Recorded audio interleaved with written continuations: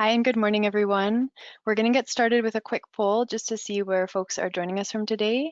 We'll give you about a minute until 1 o'clock and then we'll get started.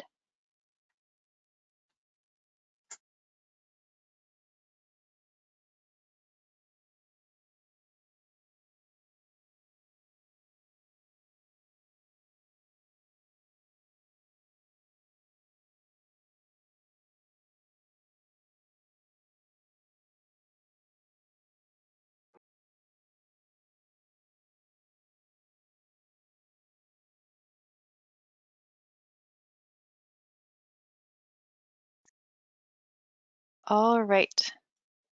So great. Looks like we have a lot of people from North and Central BC, which makes sense given the webinar topic. We have some folks from Vancouver Island, Sunshine Coast, same amount of percentage from Lower Mainland, Sea to Sky, Fraser Valley, and Thompson, Okanagan, or Kootenays. And then we have some folks from outside of BC. Welcome to everyone. Thank you so much for joining us for this webinar today. So my name is Kate Murphy, and I'm from the Fraser Basin Council. I'm also joined on the line by my colleague Elena Chia, as well as the wonderful speakers for today, who I will introduce shortly.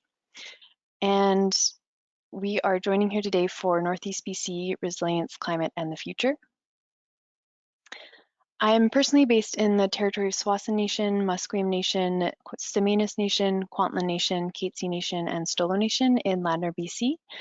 I'm a settler of Irish and Dutch descent, and I have lived here for much of my life and am now working here and have had the privilege to really experience the beautiful places around this area, including this area that I took a photo of yesterday morning, which is a little part of the Fraser River near Harbour Park. And as a settler with the privileges to experience this place and all of its beauty, I know that I also have responsibilities to analyze that privilege and my place within a colonial structure that still causes much damage, and also analyze what I can do to address that damage. As a quick background, the Fraser Basin Council is a charitable nonprofit society that brings people together to advance sustainability across BC. And one of our major areas of work is climate change and air quality.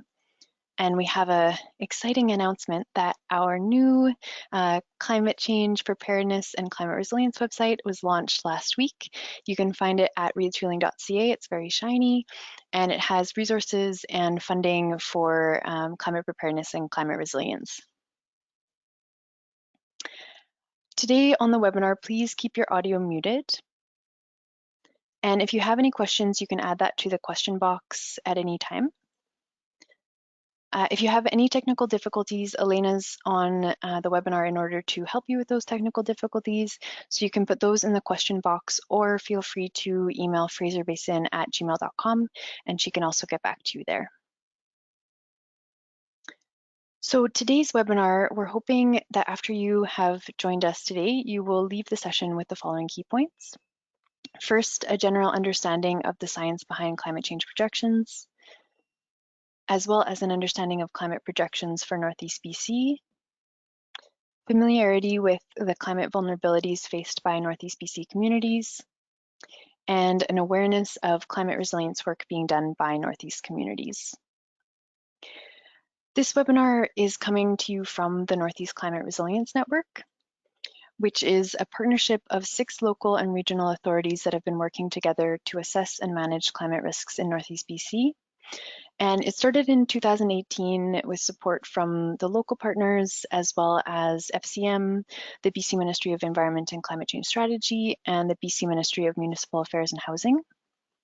And in the first phase from 2018 to 2020, the network created a regional climate projections report for the Northeast in collaboration with the Pacific Climate Impacts Consortium and PINA Sustainability, and also created community vulnerability assessments in collaboration with Shift Collaborative.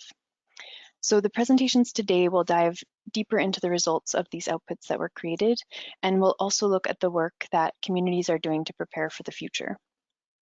And the 6 partners are the City of Fort St. John, the City of Dawson Creek, Northern Rockies Regional Municipality, the District of Chetwynd, the District of Tumbler Ridge, and Northern Health.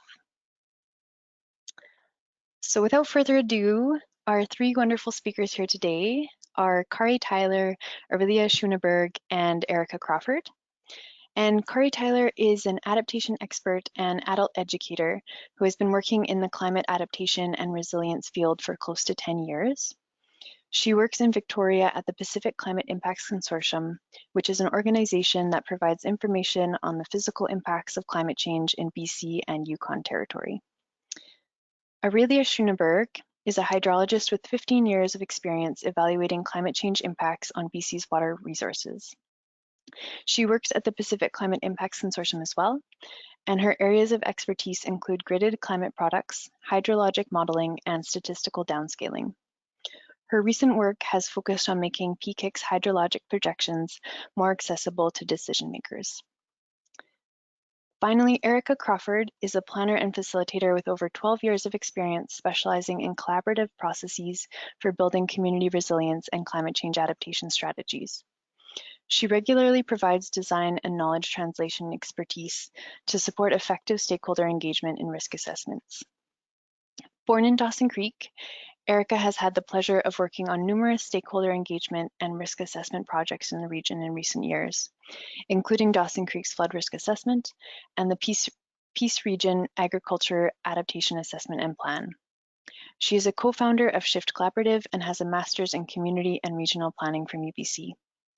Thank you so much to all of our speakers for being here today.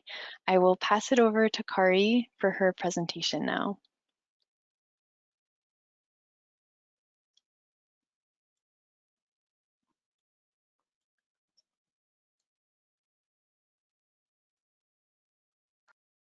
All right, I think I might need to, there we go, have the screen sharing power. And let's just switch the presentation. All right, so I can't see people's faces, so I need someone to just confirm out loud that you're seeing my title slide and We are not seeing the it. presenter view. Perfect. Yes. All right, thanks everyone for being here today. I think I just want to open with a poll, Elena.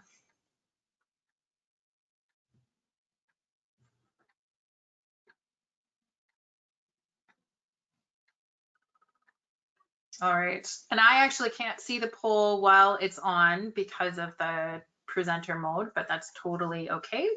When that's done, as people have responded to the poll, hopefully I'll be able to see the results, or if not, I'll have Kate or Elena read those out to me.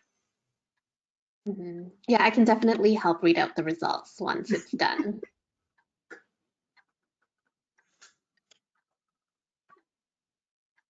So it's good to see the turnout from folks in the Northeast in Kate's first poll here. And yeah. So I just closed the poll asking, in the coming years, what are some of the most important issues that will face the Northeast? There's three that are kind of at the top. At 47% is economic diversification and development. 46% is water management and water supply. 47% is land use management. And then really close behind at 39% is housing and infrastructure investment. And then 50% are people who are not sure or not familiar with issues in the region. So a fairly even split. Great, okay.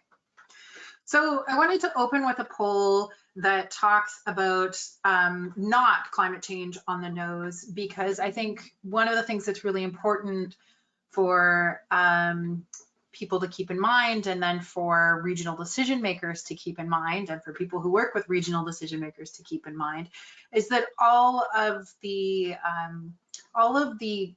planning and the actions of government or key industry stakeholders, where we're investing in infrastructure, making decisions on land use planning, where there will be impact, where those decisions will have impacts that last decades into the future, it's really important to understand how climate change is occurring and what those impacts will be on the region going forward, so that you can kind of figure out that interface between those big decisions that need to be made and future planning that needs to be done, so that that planning is for the reality of the future and not if it's just based on on sort of historical information. You'll find that there's already a mismatch between reality and a changed climate. So the first thing that I wanted to the first concept to like really leave people with is that preparing for a changing climate is necessary. The climate is changing. It's going to affect a ton of things about how we live and work. And we do know a fair bit about how it is changing. So it's totally possible to be prepared. And thinking about climate change, one of the places to start is just to understand the difference between weather and climate. So weather in this image, it's sort of tells you what to wear in each day. So weather is specific to a time and a place. And so any given day, you decide what you're going to wear, pick from your closet to go outside, and you might bring a few different things, carry your sunglasses with you or have an umbrella, but you're not going to be carrying your whole closet with you. So climate really is what determines the whole range of things that you have in your closet. So climate is about the statistics of weather, sort of the long-term statistics of weather. And so when we're talking about climate change in time periods, we're usually talking about 30 years together to get enough information to make statements about climate. So as that relates to this image, the other thing to keep in mind is that climate also takes natural variability into account. So like in this area, the shaded areas are both have some correspondence. The gray shaded area is sort of corresponds to the historical natural variability of the annual average temperature in BC. So here, what we're looking at is a graph of future warming in BC. On the left-hand side, and the black lines there with those peaks and valleys, that's the actual historical deviation of annual average temperature from the mean. So this is the way that the annual average temperature has actually occurred in the record. So those peaks are years that are warmer than usual, and the valleys are years that are colder than usual in terms of annual average temperature. So when we think about how this is going to change related to climate change, there's a wide range of different options for how we think about this. When we talk about climate change projections, right now we're often talking about them in terms of RCPs, which are representative concentration pathways. And these are scenarios. These are just stories that give us the information to inform the math that underpins the climate science and modeling. And in this graph, what we have is sort of the range of the probable. So the red line is a high emission scenario, that's RCP 8.5. And the blue line is a low emission scenario. Now that blue line in this case, when you hear sometimes in the news talking about the Paris commitments or the Paris goals, this blue line, which in this case shows, again, average annual temperature in BC, this also corresponds to global warming of about 1.5 degrees by the end of the century. And so this is the line where the planet as a whole dramatically limits emissions and the climate sort of stabilizes by the end of the century. And then these other scenarios are sort of higher emission scenarios from that. The yellow line there, sort of the middle of this range, this still corresponds to really significant emissions reductions on the part of the planet over the course of the century. So that corresponds sort of to what we might call like the Paris commitment. These are the things that governments have actually got sort of plans on the books to do. It ranges from country to country. Anyway, so when we're thinking about average annual temperature, one of those things to keep in mind is this variability, this range from the hot to the cold years. If we think about that again, in the past, the red sort of corresponds to the unusually hot years of the past, and the blue to unusually cold years of the past. One of the things to keep in mind is that if we are looking at this high emission scenario, which is possible, that by the end of the century, if we follow that track as a planet, then the unusually cold years in terms of annual average temperature will be warmer than the hot years of the past. And even if we limit emissions as a planet very soon, even that blue line and that red line have warming. So there is some warming that's going to be different from the past that we have to plan for. But planning for that end of century is such a huge range, it can be kind of hard to wrap our heads around. So one of the ways of looking at that is to focus more on mid-century and to pick sort of this 30-year period around the 2050s and focus on RCP 8.5 here, because RCP 8.5 in the 2050s is about the same amount of warming as you would see in RCP 4.5 in about the 2070s. So if you use projections from RCP 8.5, that gives you a bit more information for sort of a longer period of impact.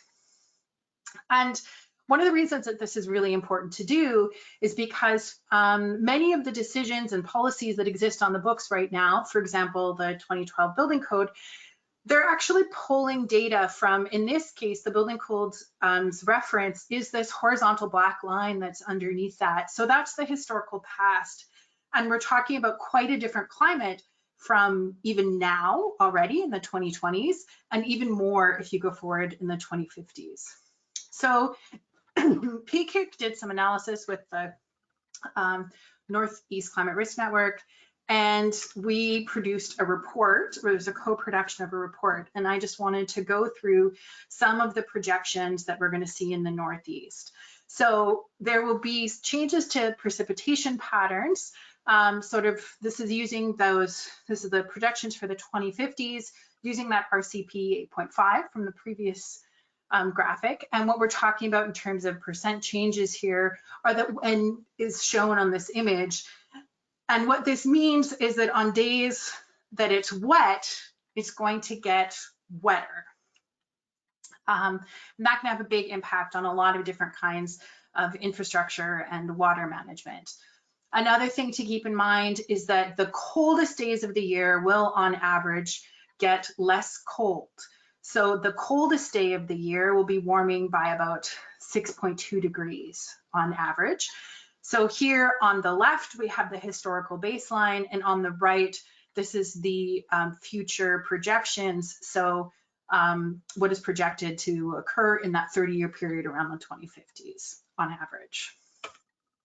So again, the other thing, as the winters are warming in particular, this also means that there will just be fewer cold days. So these are referring to ice days. So this is days where the daytime highs are below freezing, or days when it remains frozen, will decrease by about 19%, sort of a range of decreasing from 25 to 12%, sort of by mid-century in this region. So as much as it gets less cold, this also means that it is going to get more hot. So this is the difference in the sort of number of days above 25 degrees Celsius. So here you're seeing on the left again, the baseline, and on the right, the darker the color, the more the number of days above 25 degrees. This also does mean that there can be a longer growing season. So that, again, by mid-century, we have a shift in growing season from about 160 days to 189 days-ish. And again, there's this regional, that's averaged over the region, but there's differences depending on elevation and local climate as well that I think are captured in these maps. So there is that co-produced report, which I think is up on the Fraser Basin site. It's also up on the PKIC website. And that's a really useful resource for this region to inform decision-making. Elena, again, I think there's another poll here for people. And as we do that poll, I just want to provide a reminder that taking future climate information into account is both necessary and possible. I have the poll up now, Kari. So it's asking what parts of your life in the Northeast will be affected by climate change in the coming decades?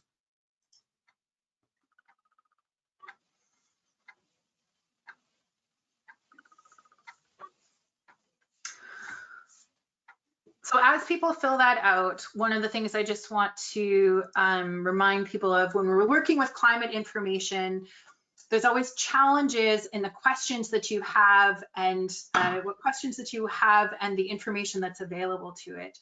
So I'll have a slide up just on the best practices to kind of inform adaptation and the use of climate information as we wrap up the poll. So. All right, so looking at the results now, there's a tie between two at the top. 63% said outdoor recreation and 63% also said food supply. The next highest at 56% said drinking water. 19% weren't sure or they're not familiar, and 17% said sleep. Okay.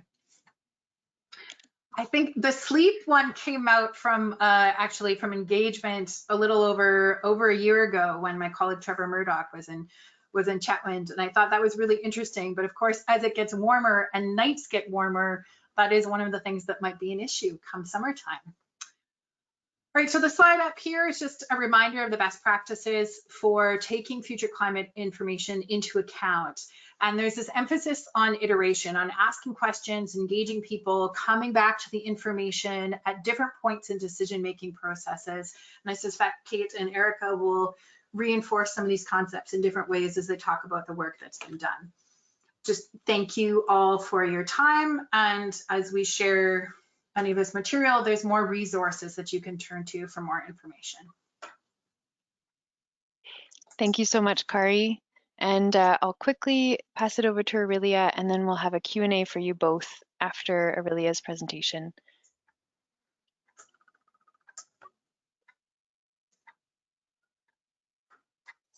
I think I just lost my show my screen option when I open my presentation. Could you try and send it again?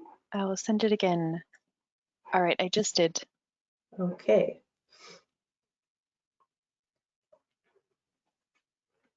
Okay, can you see the presentation view? No, I see your presenter view, and I actually see our images right now. And our faces here. Okay, I'll just swap these. Okay, how's that? That's great. And we see your GoToWebinar control panel. Could you just minimize that? Sure. Perfect. Looks great. Okay. Okay, great. Okay, so I'm a hydrologist at PKIC, and I'm going to talk about how climate change is driving streamflow changes in the Northeast. And so Kari had already gone over this slide here and talked about future warming in BC. And so what does this warming mean for changes in the global water cycle? So when we increase the Earth's atmosphere, the temperature of the atmosphere, then we decrease the amount of precipitation that falls as snow versus rain, and we have earlier snow melt. So we have less snowpack, we have extended summer dry period, and we have less predictability of the water supply. And we increase the moisture that can be held in the atmosphere, and this can lead to more intense rain events and an atmosphere that's basically, the atmosphere is more thirsty when it's warmer. So combined, this makes for more opportunity for large rain events to fall when the soil is already saturated and when streamflow levels are high. And so combined, we have more opportunity for flood and for droughts at the same time. So this is a hydrograph. So this is showing the amount of streamflow in a river versus the months of the year. And the black line is what that signature over the year looked like historically. And so if we look at the top, I don't know if my pointer works, but I'll just speak to it. So most of the water is running off between June and July, kind of the peak event would be happening then. And then the water would recede, and there would still be stream flow in July and August and September.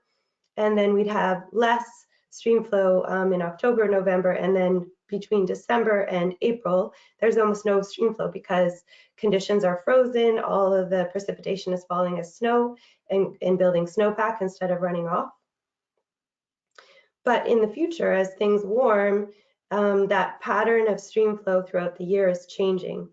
So the stream flow is, the snow melt period is occurring earlier. So maybe June, there's a peak. And then as the waters recede, we have less and less stream flow in July and August, September than we had in the past.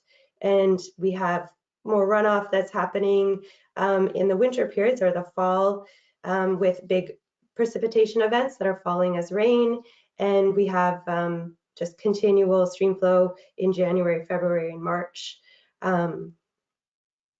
So that's a general hydrograph description. And so in the Northeast region, and in BC, we've seen some droughts. 2015 was one of the most significant droughts in recent memory. And there is a BC drought information portal where you can find out more information on droughts that have happened historically and what the upcoming drought conditions are. And there was a flood that was pretty significant for the City of Dawson Creek, and that was a large rain event that fell in June, and it caused bridges to wash away and transportation routes to be disrupted. And so we've seen these events happening, and there's been studies to look at it. Have they increased in their frequency in general? And they've come back, yeah, that it has been increasing in recent years. And so government agencies like the BC Ministry of Transportation and Infrastructure, as an example, they now require engineer design to include impacts of future climate change. And so it's not just me as a climate scientist speaking to you today about climate change, but it's becoming a part of regulation and engineering practices. So part of my work at PKIC is to work on the hydrologic modeling. So these are results for the hydrologic model that are available on our data portal. And I worked on part of that for the climate projections for the BC Northeast region. I looked at a few sites that were of interest to Dawson Creek, Chetwynd, Scoop, Tumbler Ridge, and found out a bit more about how the hydrology there would be changing. So looking at snowpack across the region, what I found is that first, say we're talking about April 1st snowpack or May 1st snowpack. Then for the different watersheds I looked at, the decreases by the 2050s could range from a decrease of 11% to more than 52%, or I guess even up to 80 if we're looking at May 1st. And so the schematic on the right is kind of describing that, kind of reiterating what I was talking about earlier about just temperature change on the water, on the global water cycle. So in the cold season in the past, the snow level has been lower down in the mountains, and we've had an even amount of stream flow in the cold season and the warm season. So the snowpack provides this natural reservoir. In the future, as the snow line recedes and goes further up the mountain, we have more precipitation falling as rain and running off directly into the stream over the cooler period. So we have more water in the streams in the cold period, and we have less that's left over in the reservoir to provide runoff and stream flow in the warm season. And so April 1st snowpack is something that someone like a water resources planner might look at the Snow Survey and Water Supply Bulletin of the River Forecast Center. So we're seeing that that kind of information is less useful for planning because there's less snow. So streamflow extremes in the Northeast. I looked at the change in droughts and in floods. So the summer low flow events that historically had a 10% chance of happening have more than an 80% chance of happening per year in the 2050s. And the volume of a 1 in 10 summer low flow event will be about 40% less on average compared to the past. The peak flow events that historically had 5% chance of happening have more than a 10% chance of happening by the 2050s. And the daily volume of the 1 in 20 annual peak flow event will be approximately 20% greater on average than it was in the past. So this is an example for one of the watersheds, the Murray River. So what are some of the climate change impacts that we're seeing on water resources? So this is kind of summarized from the report, the climate projections for the BC Northeast region. So this increased flow can overburden existing culverts, threaten bridges and other transportation infrastructure. There's the lengthened period between low flows, and that could stress raw water storage and negatively impact water supply. The decreasing summer stream flow can impact the ability for communities to discharge their effluent because of the low dilution rates. The severe weather, including summer droughts, can lead to wildfires and associated smoke. And so that can affect our recreational activities and limit travel and tourism. And the lengthened period of low flows can challenge the oil and gas sector when their short-term water licenses could be suspended. So thanks. This is my information if you want to contact me and find out more. That's my details there. And these are my poll questions, but I guess those will be put up so you can access them. Thanks, Aurelia. I just put up the poll question. Which recent water or lack thereof related events have impacted you personally or in your role at work? So that's open now for people to respond.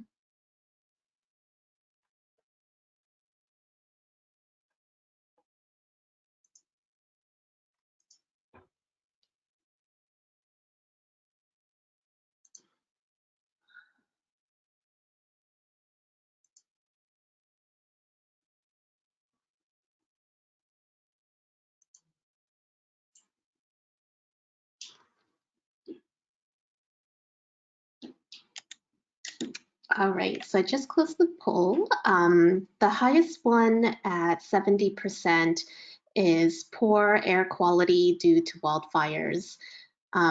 Next up at 51% is washed out roads.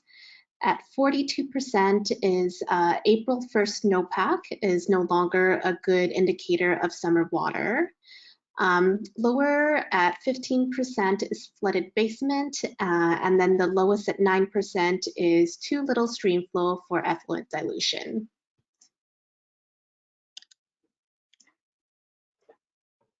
Great. Thank you so much, Elena, for that question, and Aurelia for creating that question in the first place. And thank you, Kari and Aurelia, for your presentations to give us an overview of what's happening in the Northeast. I have some Q&A questions here. Elena, I still see the poll.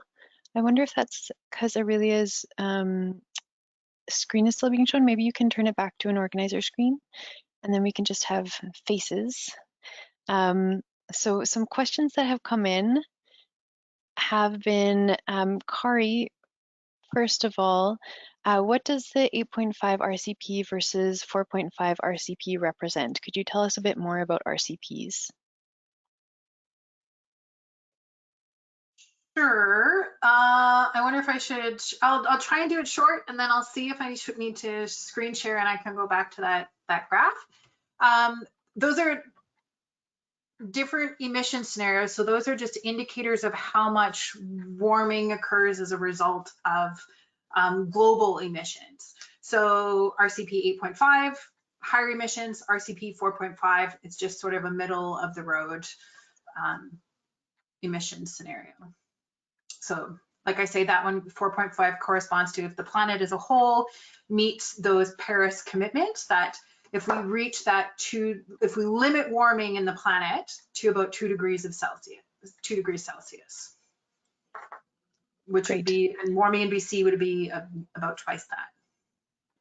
Right. Okay, thank you. And Aurelia, question for you, and maybe you both have answers on this, but is the existing provincial floodplain mapping still accurate or being updated to take into consideration different modeling with increased temperatures and more extreme weather events? I believe, well, I'm not sure which area you're talking about, but I know in the City of Dawson Creek, I think that Abwater Consulting was conducting a study there to incorporate climate change into floodplain mapping. And maybe you know of any others, Kari or Kate? I think it's referenced a bit in the report, a little bit of that work. I think it's kind of piecemeal across the province. So it'd really depend on the region, as far as I know. Great, thanks so much. Kari, another question for you. What is the historical baseline, and do all climate scientists use the same baseline? Oh, good point. So the historical baseline for these ones was, it's in the presentation. Are we sharing the presentations? Yes. Okay, yeah, so it does say on the slide. So this historical baseline is 1971 to 2000. There are different historical baselines. And in fact, when you use like PKIC's Climate Explorer tool, one of the things that you could do if you're doing analysis with that tool is you can pick different baselines. And that's partially because there are different baselines in use in different contexts, or you might be using existing guidance materials that actually refers to a particular historical baseline, like the building code, I think generally has like a rolling 30-year baseline. But yeah, different things, different reference documents that don't already take climate change into account also have different baselines. Okay, thank you for that clarification. Aurelia, question that came up for you, and again, please, whoever would like to speak and add to it, please do. Have there also been studies on fish, salmon in particular, migration changes due to water changes?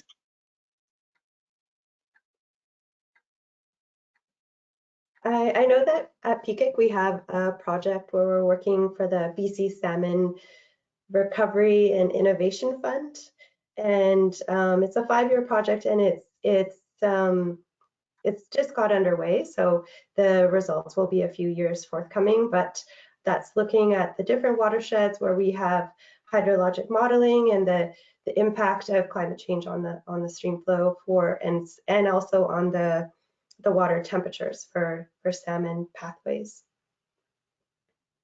And I think there's probably other work too, that there's I think it's called the Salmon Explorer, where it's more based on historical information, so not future projections yet, but something like that for future projections is in the mix. Great, thank you. All right, I think we have time for one more question. So again, both of you feel free to answer this. Aurelia, you alluded to food supply issues due to climate change impacts. Can you elaborate on some of those anticipated issues? That's not really an area of expertise of mine. I think, and I don't have someone that I could recommend as an expert in that area. There is the ACARE network, so that's agricultural specific climate change, and so there might be some information there that would give you more background. Yeah. So I think I have the link for that. I could share it in the chat. That would be great. Yeah, and I imagine Erica might be speaking a bit to food security potentially, so we might come back to that. So there are more questions. For folks that have asked a question that I haven't gotten to, don't worry, we have a second Q&A section. We just wanted to make sure to capitalize on having just heard Kari and Aurelia's presentations to be able to ask them some questions. But for now, I will switch it over to Erica and we will hear her presentation, and then we will have a Q&A after a couple more.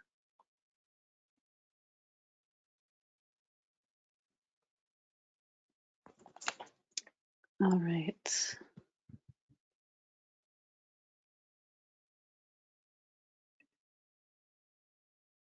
Okay, is that showing my first slide now? It is. Okay, great. Thank you and good afternoon, everyone. It's great to be here. I'm speaking to you today from the traditional territory of the Comox First Nation here on Vancouver Island. And I'll just be sharing today a little bit about the vulnerability assessment that was done. It was completed about 1.5 years ago. So keep that in mind as we go through, and Kate will be speaking more to what's happened since then. And just on behalf of myself and my colleagues, Carrie Klein and Tamsin Mills, who completed this assessment at the time. So the project was a few steps, and the 3 main ones were we began with gap analysis, looking at documents and interviews and looking at what was happening currently, what were the possible types of impacts that could be expected in the region across the 6 communities, and then what was happening and looking at where some of those vulnerabilities and opportunities were to bring a climate lens to the work that's ongoing. And then we came together with community in workshops, so community stakeholders, to look at those impacts, flesh those out, do some ground truthing, and also assess vulnerability and risk for those key impacts to the community. And then the third step was to look at what the range of possible options might be for addressing some of those key risks and come up with a near-term action plan. So I just want to speak to this before going into the plan a little bit more, is that the purpose here, in addition to producing an assessment, which is a useful tool, is also to contribute to this ongoing process of becoming adaptive. And so the network itself is an example of how that capacity is being created and sustained over time. And these assessments and plans that we're speaking of are really important tools and help us to aim in a common direction. And at the same time, there's also really important work to be done to build shared understanding, the capacity to work together to understand complex issues together so that we can respond to the changes because there's such uncertainty and this will continue to change over time. And so that's a really important process that goes alongside the technical work as well. And as part of that, a really important piece is that these processes, it's best practice in adaptation planning to bring together many different perspectives and stakeholders. So we used a participatory process in this particular project, and the importance of that is in with a complex issue like this, we can't possibly know, there isn't one objective truth. There are many possibilities, many ways this could go. Kari was illustrating, 3 stories, she called them, of what the future could look like. And so we do our best to bring together all the information, the best information that we can. And part of that is bringing different parts of the picture together through working collaboratively across stakeholders. So in the northeast of BC, we already are seeing climate change. So just to point to the fact that climate change isn't something in the future, it's something that we have seen and are seeing currently, and there are significant impacts of that. And so these are just a few of those that have happened over recent years in the northeast. And of course, this translates into a whole range of impacts, and both Kari and Aurelia already started to touch on some of these.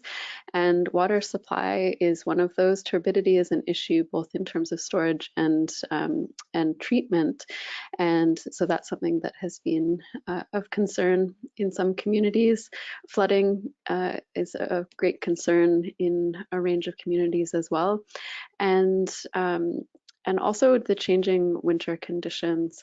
As was mentioned before, those warming winter conditions are leading to changes in patterns that we've been able to rely on. So where those freezing points are, how often that's happening, and the impact that that can have on both on infrastructure, but also mobility and emergency response and so on. So there's a range of things that can be affected there. Transportation routes as well is another common impact that we see, and both within communities, such as Dawson Creek, part of the community getting cut off from the other during a flood, and also in regional transportation routes, which of course affects our ability to get around as well as supplies getting in and out. Emergency response capacity is another that has been tested due to wildfires in the region and so on. And also the change to animal and plant species, especially as we get a bit further north and into the Northern Rockies region. So I've given you some hints based on the past experience, but what changes would you think will be of greatest concern to communities in the future? And Elena will just pull the poll up here.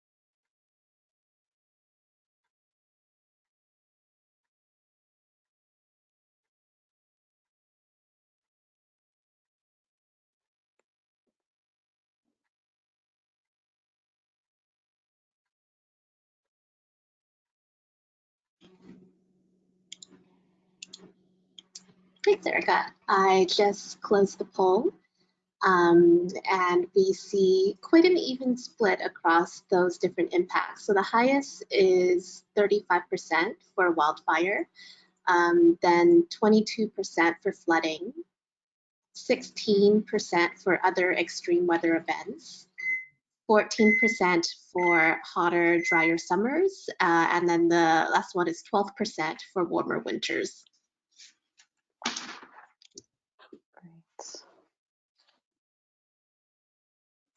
All right. So similar, when we talked to participants from across the communities in the Northeast region, those who took part in the workshops that we held, wildfire was quite significantly the most of concern, and some of these also reflect things that people have recently experienced as well. So there's an awareness piece that contributes to the ratings here, of course. Flooding, as others indicated as well. One to bring your attention to was that hotter, drier summers was actually something that there was quite significant concern as well, even though that one was a bit lower on people's radar here today. So in this process that we went through to produce a vulnerability assessment for each of the communities, the first part, as I mentioned, was a community scoping report, and as part of a gap analysis. And these were some of the categories that we were looking at and reviewing what is being, sort of what those potential impacts could be, what's being done, and then where some of those opportunities to bring a climate lens would be. And through that, these are some of the things that were identified across the region as being of particular concern that needed more attention to address. And most of these I mentioned in terms of the impacts that have recently been experienced. So there's some similarity there. Two that are added here that didn't come up in that list are health impacts and economic impacts. And the health impacts, of course, are becoming more on people's radar due to things like the wildfires that are being experienced and the impact of things like that on people's health, as well as the economic impacts, sort of registering what these future changes are going to mean and how that's going to affect things, especially in resource-based industries, but also thinking about tourism, for example, how that will affect our local businesses in the area as well. And of course, at the same time, there's many things that were going on already in these communities at the time. And Kate will be able to speak a bit more to maybe what's going on today. And there's a number of things that had gathered more attention. So emergency management is one of those things in some of the communities, had become a significant focus, and there was some really good work going on around that. Someone was asking about the flood mapping and flood hazard work that's going on, and particularly in Dawson Creek and Chetwynd, there's been some good work recently that's been done that is looking at how climate change also factors into that. And so those are also available if you want to look into them further. And but of course, yeah, that varies across community to community at this time. And another one is the impact on particular infrastructure, asset management. Northern Rockies was doing some great work around asset management and considering climate change in that. And Fort St. John also was kind of leading the way in the region on stormwater upgrades, and Northern Rockies also doing some great work around sewage and drainage. So with that background to inform, sort of giving some shape to where those vulnerabilities and opportunities would be for the communities, we then went into community workshops to look at those impacts and assess the vulnerabilities together. So this is a picture from Fort St. John, I believe, and this was part of the process where we brought some draft impact statements, which was the starting point that we used, describing what some of the key climate changes would mean for particular elements in the community, so describing that impact. And so people had a chance to add more detail to that, make it really hone in on how that shows up in the local context and what that looks like, where the particular concerns are. And then also, as you're seeing them do here, rate how sensitive that element or that system is to the changing climate-related hazard, as well as what the capacity is of that system, whether it's human system or ecosystem, to adapt to those potential changes. And then based on that, we put that together as well with an expert rating of the likelihood of these types of events happening, the climate-related events, and then put those two things together to produce a heat map for each of the communities.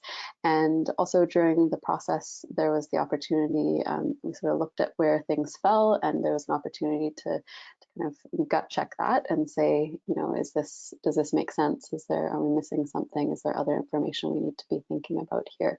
And so this gave communities a sense of the priorities and where we might need to focus some more attention and prioritize things over time. This is another way that was presented, just to make that a little bit easier. And with these ratings, the qualitative risk of high, medium, or low, and just characterizing that and which service areas would be affected by this type of change as well. So this was provided as a tool for the community to be able to reference and understand that prioritization. So across the region, there were a number of similarities. Flooding, I've mentioned a number of times, and that was the localized flooding from rainfall events was something of concern across the communities. Water supply was of concern in a number of them. And then all of the communities, in terms of the impacts of the range of factors in hotter, drier summers. There's wildfire and landslides. The impact of that, particularly on regional transportation, came out quite high, as well as the impacts of both wildfire and flood on health and the community. And then for a few of the communities, issues around invasive species and pests and how that would impact ecosystems and economic impacts was something that came up quite high. for all of them, managing the extreme and changing winter conditions was a concern and something that was already causing issues. And then when we look at the increase in other types of extreme events, demands on the response capacity of the community in the region was one that came out quite high for all of them, as well as damage and the lifespan of infrastructure, how that would be impacted by these types of extreme events. And then river flooding in a number of those communities was also a similarity. And then there was differences, and some of these have to do with the location and the particular geography and climate of these different regions. So up in Northern Rockies, we heard about the drying muskeg and the impacts of that for both the ecosystems and industry, and that was unique, wasn't mentioned elsewhere. And then also the impact on traditional access routes and winter roads. So just the differences in terms of those different geographic regions showing up there.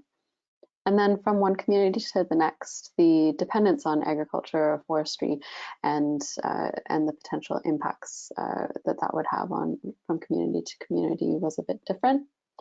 Water supply was common across a few of the communities, but it was low for Fort St. John and Northern Rockies, and same with river flooding, again, just the lower hazard. And then for wildfires, the direct risk of wildfires, the indirect risks were shared across all communities, but the more direct risk of wildfire also, again, and depending on the location and the way that hazard plays out. So Northern Rockies, Tumbler and Chetwynd, that was a higher risk. So from there, we then got together across all of the communities and in Chetwynd, and we looked at the initial actions that could be taken. And so the first step was just to look at what might be possible, what might be some strategies and ways of addressing these things. And then from there, going into their own community and a climate action team that was formed to put together a near-term action plan for each community, looking both at what is already being done that should be continued and maybe adjusted to consider climate change, and also things that were new that came up through this process. And so each of the communities came up with this initial action plan through the process. And at the time, there were a number of opportunities for regional collaboration that were identified. Some of those were where there was shared interest and need. So for example, the flood risk management in Dawson Creek and Chetwynd, and so an opportunity to share learning and also to combine resources potentially. And same thing with communications materials was another possibility to where there was commonality to be coming together to address some of these things. Also to have a shared voice in addressing some of these things when they need to be brought to provincial ministries, industry, federal government, etc. And at the time, an emergency notification system was in place, but could be expanded to different purposes. So that was another one that was identified at the time. And Kate will be able to tell us where things have been going since then. So just to wrap up, the process had a number of outcomes, and as I was emphasizing at the beginning, capacity building is really an important part of the process, in addition to the reports that were produced. And in addition to the more technical or full assessment report, we also produced accessible summary reports that could serve to help keep building that awareness and capacity in the communities after the project was completed as well.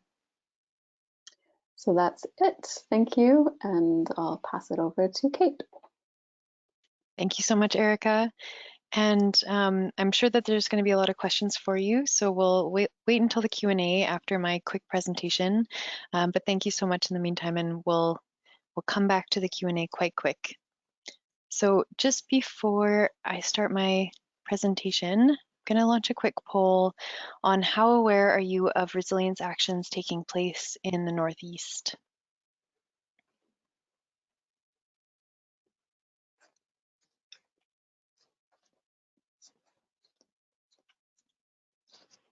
And I'll give people maybe 10 more seconds.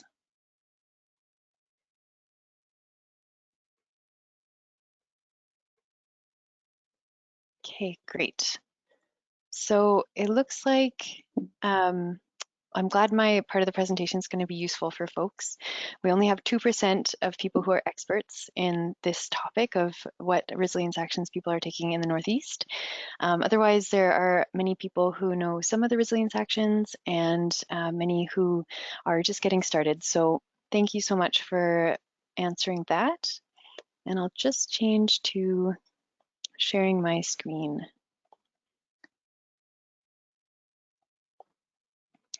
All right, so as you've seen throughout the webinar, climate change is going to have impacts on the Northeast, and there have been a number of areas, many areas, in which vulnerabilities have been identified by Northeast communities. But that being said, as Erica has already alluded to, these communities are taking action to build their resilience for the future. And I'm going to give a very brief overview of a few key actions that regional and municipal partners in the Northeast Climate Resilience Network are taking for the future. And emphasis on very brief. I'm not going into nearly the width and breadth of work that is taking place in these communities. There's so much more going on, but I'm highlighting some of the key items that have been more recently done and that have been identified by the communities themselves. So first, a few resilience actions that Fort St. John highlighted are the universal water metering program that they put into place, which has allowed them to keep their water use at 2006 levels, even though the population has grown. This water conservation has saved millions of dollars from being spent on a new water main, a new reservoir, and of course has also saved water. As well, in Fort St. John, climate considerations are put into the official community plan and the subdivision servicing bylaw, and is also in the stormwater assessment and work plan. And a 3-year project just ended in 2020 to enhance the sanitary sewer system capacity. There's been a lot of work done over the last 10 years to upgrade underground pipes to be larger and to take both sewage and extra water in order to prevent flooding and sewage backups. And there's still a number of major projects on the go to enhance the sanitary sewer system. In Dawson Creek, I'm going to highlight some of the flood resilience work that's been going on, and Erica alluded to this as well. Flooding, as has been mentioned, has been an issue in recent years, and that includes last year in 2020. So Dawson Creek completed a flood mitigation planning report in 2018 and flood mapping work in April of 2020. The city has installed water level loggers to track water levels in key creek areas. And for any folks in Dawson Creek, if you're looking for these, they're not out in the winter, but when the ground thaws, they'll be put back out so you can find them again. A climate weather station was also installed in 2020 for Dawson Creek so that it could get its own climate data. And they use the platform FlowWorks, which takes the water level data as well as the climate weather station data and allows the city to monitor creek crossings and the risk of flooding. And this platform helped Dawson Creek to get ready for their July 2020 flood and prepare for that. For anybody who's interested in Dawson Creek flood work, there's a public hearing scheduled, or for anybody in the area, there's a public hearing scheduled for February 22nd on proposed floodplain bylaw amendments, so make sure to check that out. In Northern Rockies Regional Municipality, there were a couple of resilience actions that they wanted to highlight. The first is that they completed a sewerage and drainage climate change vulnerability and assessment study in 2020. And this study looked at the sanitary sewer and storm drainage systems and helped the municipality to understand impacts to service levels and costs as a result of climate change. The study identified vulnerabilities, maintenance management needed for future climate and weather conditions, and capital investments. And it also provides information that's directly related to asset management, which is able to be tied quite closely to climate preparedness, as many people on this call I'm sure know. For wildfire management, Northern Rockies is currently completing wildfire fuel management treatments along their community trail. And these treatments include danger tree removal of 99% of dead stems, pruning of 99% of conifers over 3 meters tall, thinning according to prescriptive guidelines, which range from 2 meters to 4 meters between trees, debris piling of over 90% of debris from 0.5 centimeters to 15 centimeters in diameter, and 100% of spaced conifer stems, which are collected and placed in burn piles. And for pile burning, these burn piles will be at least 98% consumed. So these are all of the management strategies they're taking to protect the area along that community trail. In Chetwynd, there's also been work done around wildfire preparedness and also work around smoke. So Chetwynd is reducing the fuel load in key wildfire interface risk areas and creating a plan for prioritized next steps in Chetwynd and the regional district lands around Chetwynd. They're working with the province and the federal government to monitor air quality for particulates and lobbying for monitoring of emissions. And they also have a plan to provide filtered airspaces for the public as necessary. They're still working on the filtered airspaces, but they have an idea in place that the rec center would be a really good place for a clean air spot for the public if needed, because it has a really good HVAC system. It has a lot of washrooms, showers, and kitchen spaces, areas where TVs and furniture could be placed for people to relax if ever necessary during a time of wildfire smoke. Chetwynd has also added a climate lens to their stormwater infrastructure and planning, and to asset management planning in general. And they've created a flood hazard plan and are undertaking structural flood mitigation. And in a recent presentation, Carol, who's our representative, one of our representatives from Chetwynd on the network, noted that money is saved when this work is integrated from the beginning, and demonstrating that you have taken climate action is often part of successful funding asks. Tumbler Ridge has been doing wildfire work as well, wildfire mitigation work. They collaborate with the local community forest to know where water supplies and roads are located for potential firefighting needs, and also to ensure good ground fuel management. And they've also done fire smart work, such as in 2019 when they cataloged the status of ground fuel management throughout the municipality. And they've undertaken residential audits for fire smart as well. Last year in 2020, for flood mitigation, they undertook pre-winter activities, such as cleaning the storm sewer networks, looking at basins for debris hotspots, and also mitigating hotspots from previous years in order to prevent floods. Finally, Northern Health has assisted with wildfire smoke communications and education in the Northeast region, including putting these communications on their website, through their blog, through letters sent to communities, and also through social media. And these key messages have prompted further media inquiries and responses as well. They've also issued air quality advisories, which can prompt people, and especially those with respiratory illnesses, to take actions to protect themselves. And right now they also have an internship student supporting them with identifying communities that have climate change plans or clean air shelters or cooling shelters in place. And finally, I wanted to note that forming a regional collaborative to analyze and address climate vulnerabilities and to grow resilience through the Northeast Climate Resilience Network was also a resilience action and continues to be a resilience action taken by all of these partners. And with that, I will stop my presentation and we will get all the speakers back on screen in order to ask some Q&A. So Kari and Aurelia, if you could turn your videos on, we'll ask you all some questions. Thank you so much. Okay, so Erica, you're on most recently, so I will ask you a question first, and then I'll rotate between folks. Erica, what kind of demographic was represented in your community data? This asker is curious if there was any disaggregation of responses for business or agriculture or municipal or other bodies. Yeah, I'm assuming that is in reference to this survey, which was very, very limited. So please don't take that as a statistically valid sample.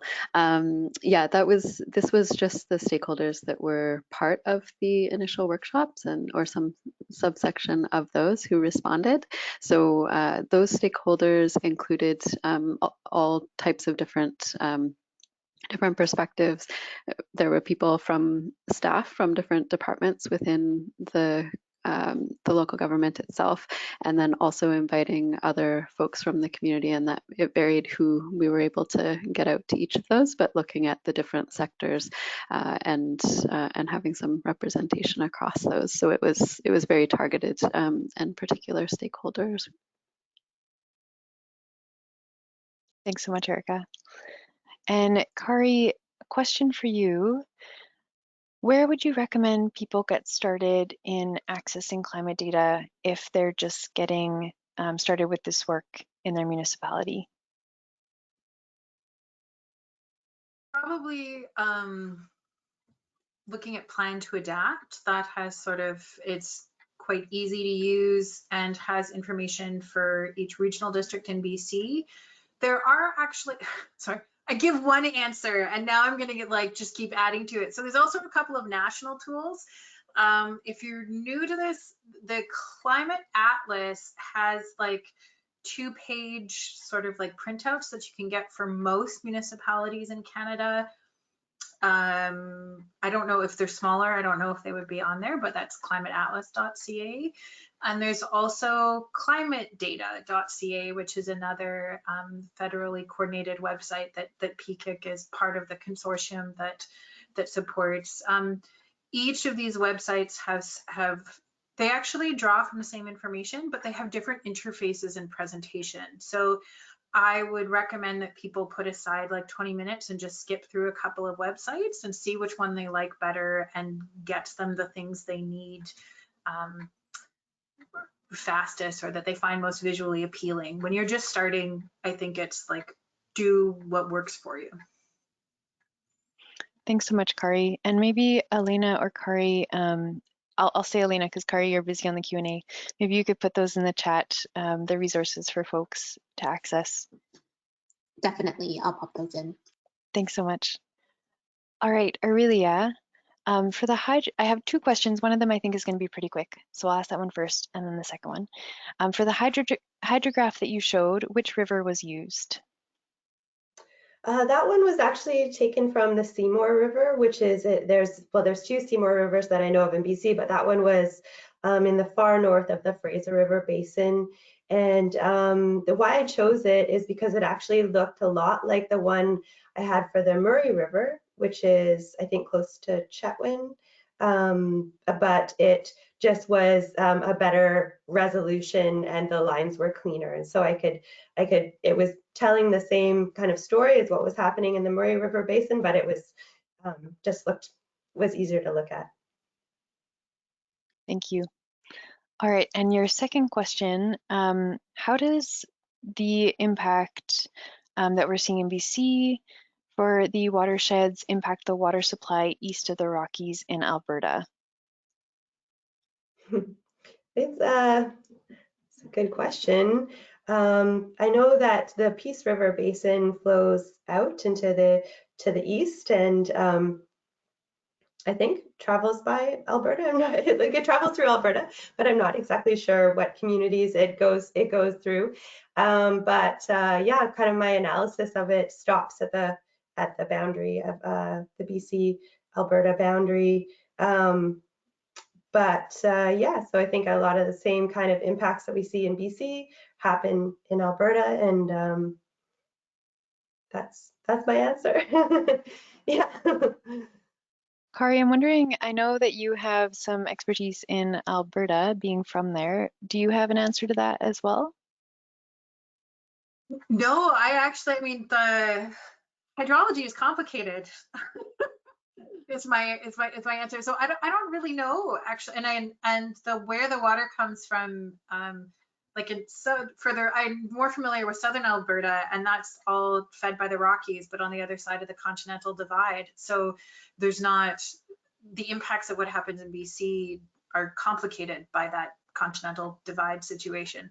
But the trends in terms of warming and the snowpack in the mountains, sort of the impacts of the decreasing snowpack in the mountains on snow and glacier fed water basins, which are a lot of them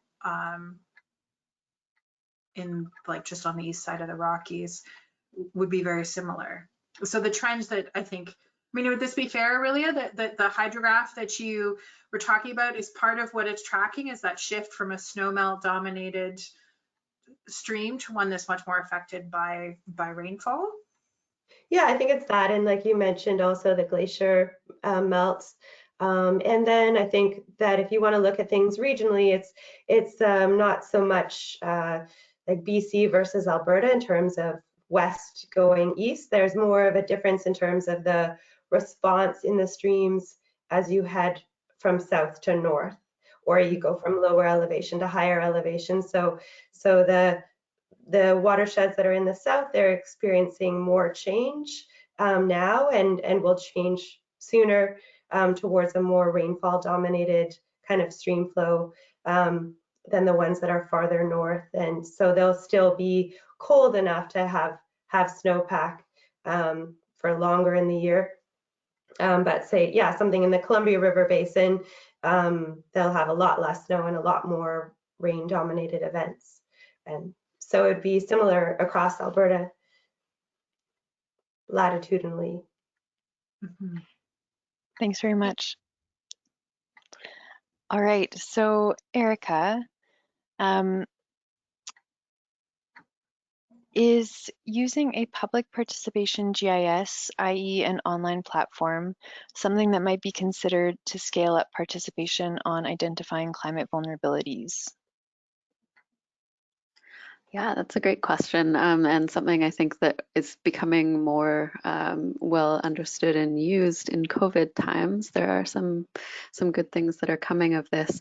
I know that in a couple of flood risk assessment processes that we've been doing, there's various platforms that local governments often use for local engagement, and they often have a mapping tool, and it's brilliant because you can people can just go in and very easily say, in this location, here's something that we've experienced, and even include a picture and that kind of thing. So it's actually something that post-COVID maybe we'll be using laptops more in in-person workshops even, because it's just it just works really well. And that's been a nice thing to discover, because there's a lot of things that are harder to do online, but that's one thing that actually has added some functionality. And yeah, and it's also been showing us that doing online engagement, there's you can reach certain groups that we're not accustomed to seeing come out to in-person sessions. So particularly youth, they're very tech savvy and on social media and whatnot. So and you can do it in your own time. So also people, you know, often we're having trouble getting people out who have young kids or who work during the times that we do these things. So definitely those online platforms can be extremely useful, even post-COVID. Thanks so much, Erica. Great points. All right, Kari, what are the climate elements that climate projection models have a hard time projecting? Oh, I will definitely need Aurelia's help for this, but I can start and she can fill in all the gaps that I missed that are relevant. So, I mean, one of the things that people, let's just say like climate is, when we think about climate and we're making decisions about climate, or we're kind of like imagining climate, and what climate model outputs are different things. There's not sort of that interaction with the landscape, but even the way that we conceive of things, like I talked through for quite a while annual average temperature, and I couldn't tell you what like an annual average temperature in BC was. How it changes is something that we can speak to quite clearly from a climate model. But when I think about my own decision making, I'm talking about extremes. You know, what I want to know in each given day is the mins and maxes. We now can get those well from climate models. What some of the gaps might be are things like wind. is something that people often ask for, and that's really hard to get from models. And what we're really good at is sort of the temperature and precipitation. And so there's other things, even the hydrology is climate model output that's put through a hydrological model. So it's not like a direct climate model output. So that's that interaction between precipitation and sort of water on a landscape, which is actually not a climate model output. But I think the biggest thing that people want that we can't get easily is often wind, or things like solar radiation, cloud cover. Those are things that I don't think are climate model outputs, or they're really, really hard to do. What do you want to add, Aurelia? Yeah, I think that some different decision makers that I've worked with over the past year have wanted to know more about the limitations of the modeling and what the forms of uncertainties are. And the challenge is that there's still a range in terms of the future that is projected, in terms of there's no one number for how much the temperature will increase or how much the precipitation will change. And precipitation is messy. It can go up or down, kind of, and it doesn't, on an annual basis, is not necessarily changing by a lot. But when I look at the results from a hydrologic model that is telling me changes in snowpack and runoff, evaporation, and so runoff is what goes into the streams. What I'm seeing when I'm looking at a range of models is that generally the story of what they're telling me, like that they are agreeing, even though that there's a difference. Maybe one is saying it's a 20% decrease and the other one is saying a 30% decrease. It makes sense physically in terms of from one to the next, what they're saying will happen. So I think that the problem maybe with climate modeling and hydrologic modeling that's driven by climate models is that there isn't one answer, and there's different emission scenarios. And then now we're looking at maybe looking at response more in terms of global warming levels versus emission scenarios to try to help people with to not have to have so much uncertainty to look at. Like they don't have to choose an emission scenario. They just say, okay, well, I want to know if it's 2 degrees warmer, what will the stream flow look like? But it's still there's still gonna be a range. And so how do you interpret that?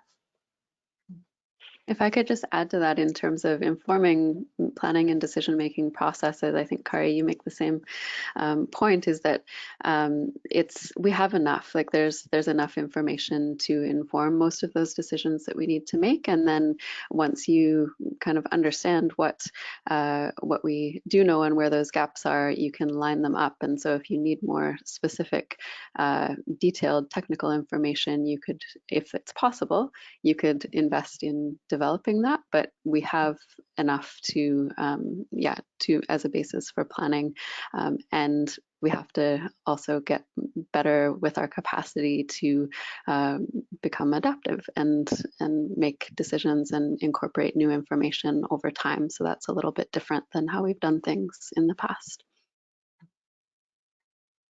Thanks to all of you for that very rich answer. So Erica, you didn't get your own personal Q&A, which I know Kari and Aurelia did. So I'm going to put a couple questions your way, and then I think we'll be at time. So what types of resilience actions make sense at a local government level versus a regional level? Oh, that's a good question. So I guess just thinking about what the areas of responsibility are for local governments compared to regional districts, there's a lot of overlap at a regional level, or a regional district level, I guess, is also slightly different. What the Northeast Climate Risk Network is doing is finding some of those synergies by coming together. And so I guess some of the things that I mentioned in the opportunities for regional collaboration are that shared learning from one another, sort of bringing together shared resources. So, you know, applying for grants together, for example, for things that are going to inform multiple communities in regions. There's often, for depending on the topic, but there's often a lot of similarity and more so than difference when it comes to how climate will impact things.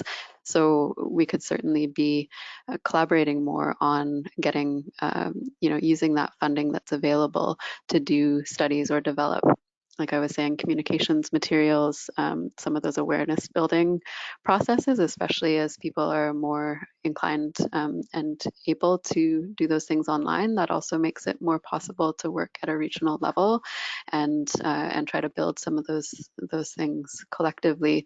And then at a local level, it's really looking more at what the responsibilities are there for local government. And so, you know, all the services that local government provides, climate is really a lens that can be applied across all of those different things. And then also, I guess what comes to mind is economically, that could be another topic that would be great to look at regionally as well. Often there's a lot of overlap there. So that's a bit of an answer. I don't know if that is totally satisfying, but It's a really big question. I think that was a great answer for it. Thank you.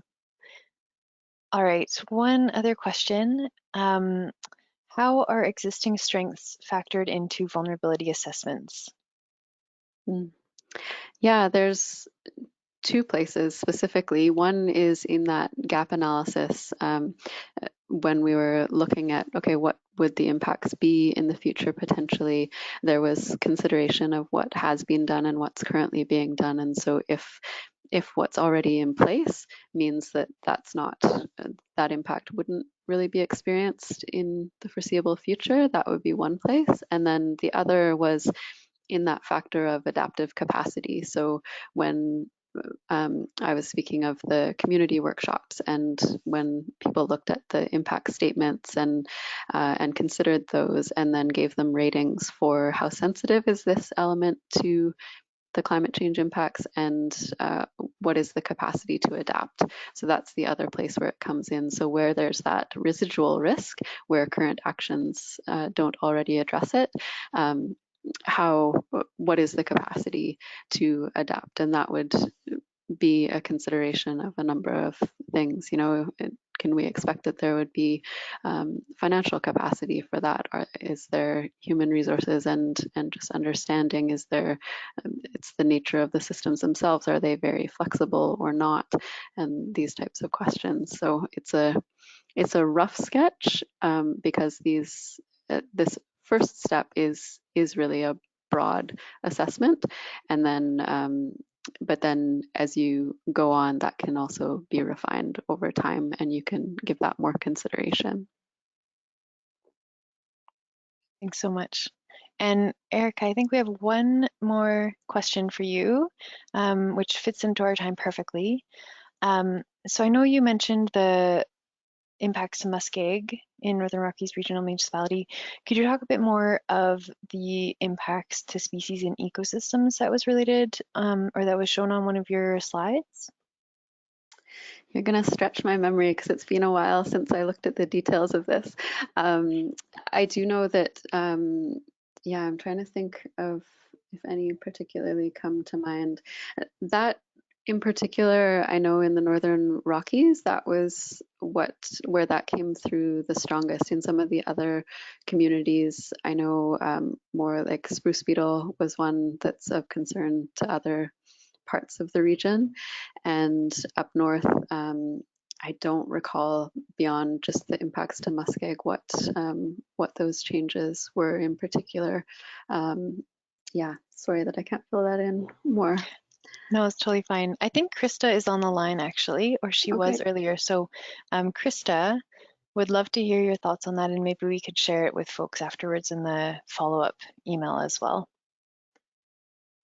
Wonderful. Well, we are at time. So Thank you so much, Kari, Aurelia, and Erica, for taking this time to showcase climate projections for the Northeast and also vulnerabilities and actions that are taking place there, and really dive into this work at a deeper level for folks to learn about. Really appreciate your time, and thank you to all the attendees for being here, for your presence, and for your questions, and have a wonderful day, everyone. Thanks, everyone. Thanks so much. Thanks, everyone. Ciao.